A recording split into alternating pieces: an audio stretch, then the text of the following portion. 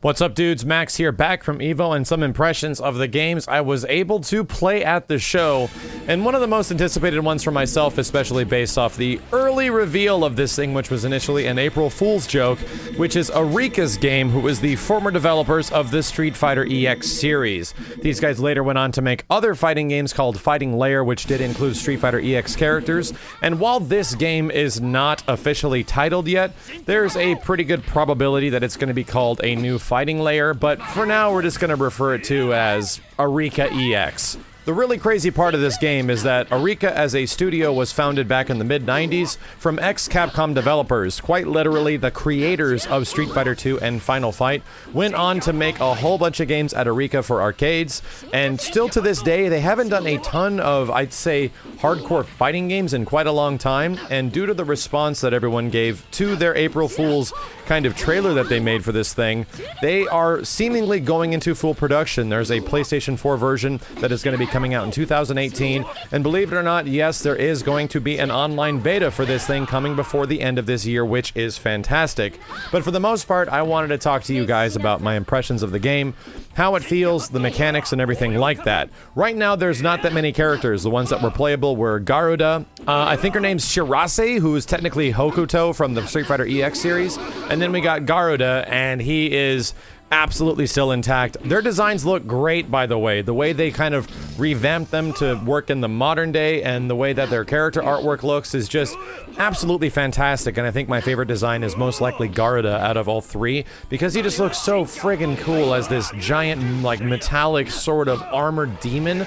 I love the way it looks. We also got the announcement of Skullomania and Cracker Jack, so we do know that there is going to be other EX characters on the horizon, and the reason they can do that is because back in the day when ARIKA made the Street Fighter EX series going all the way to EX3, Capcom didn't fully own the rights to the ARIKA original-made characters. Sure, they had characters like, Blanca and Sagat and Ryu and Ken and Chun-Li and everyone else like that.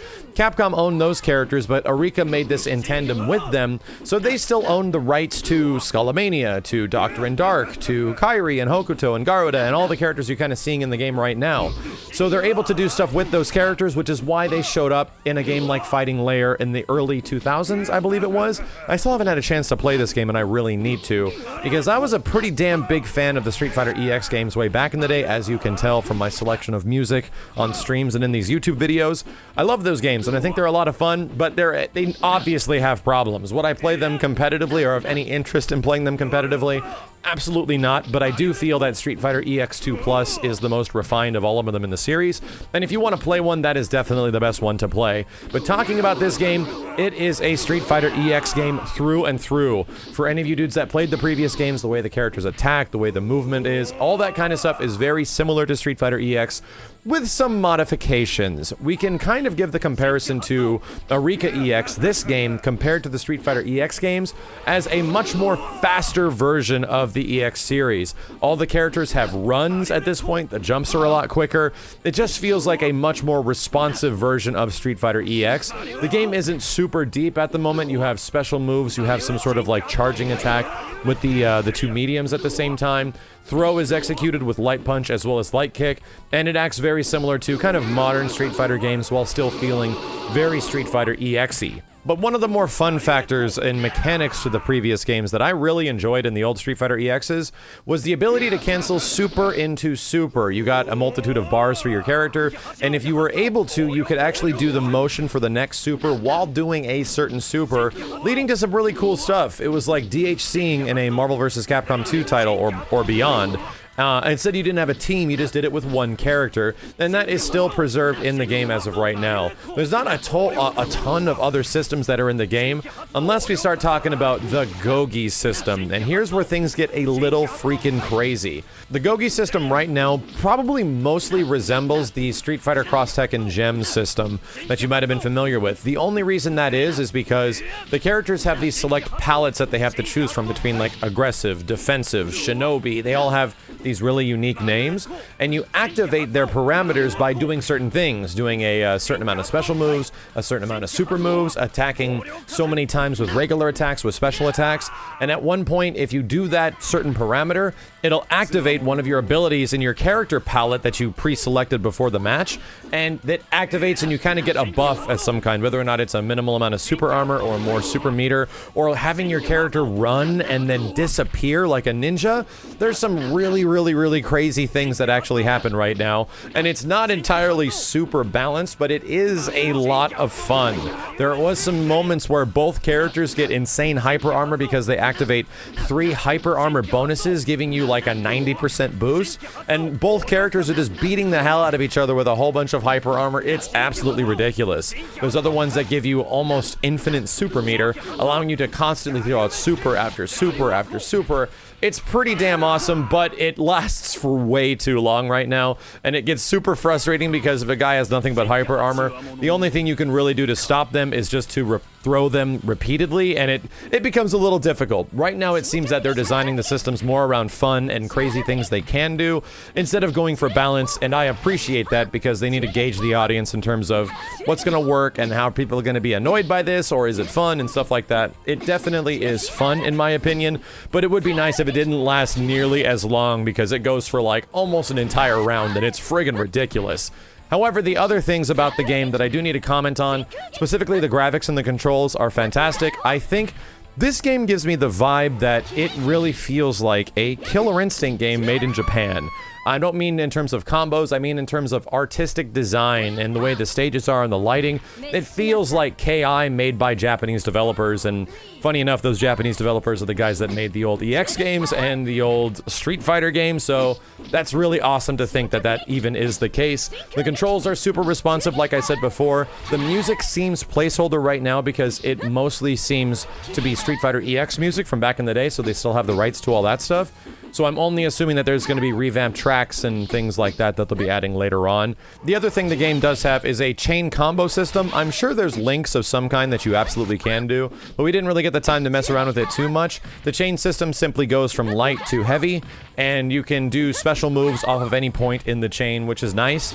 However, for a couple of the characters right now, the chains don't really naturally go from one to another. You can do crouching, light, medium, heavy kick, and it'll go into a sweep combo, which you see quite a bit.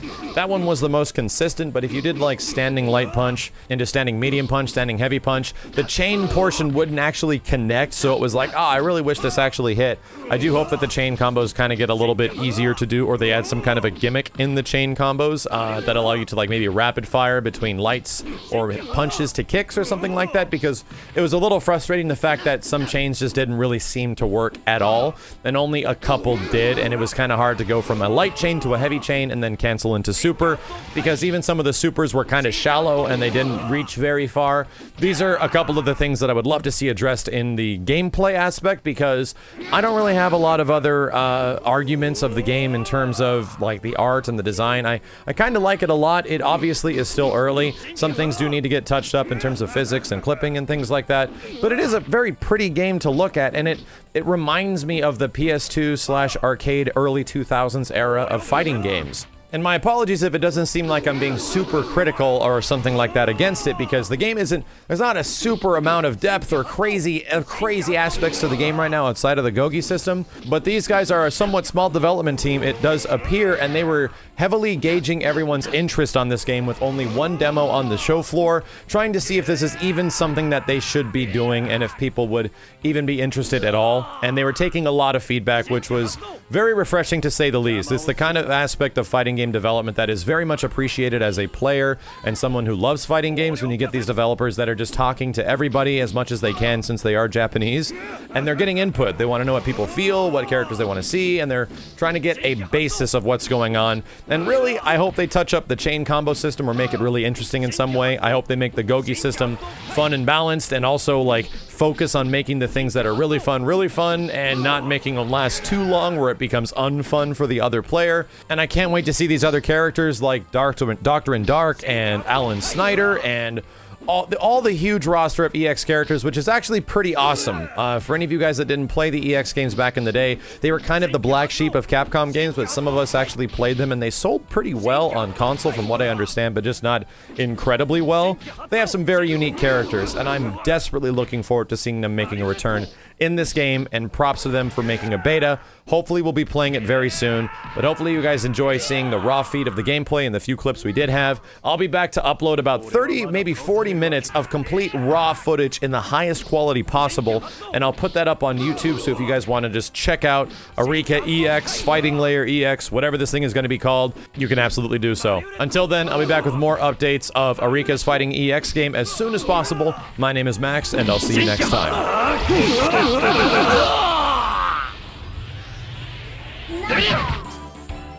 邪魔をするな。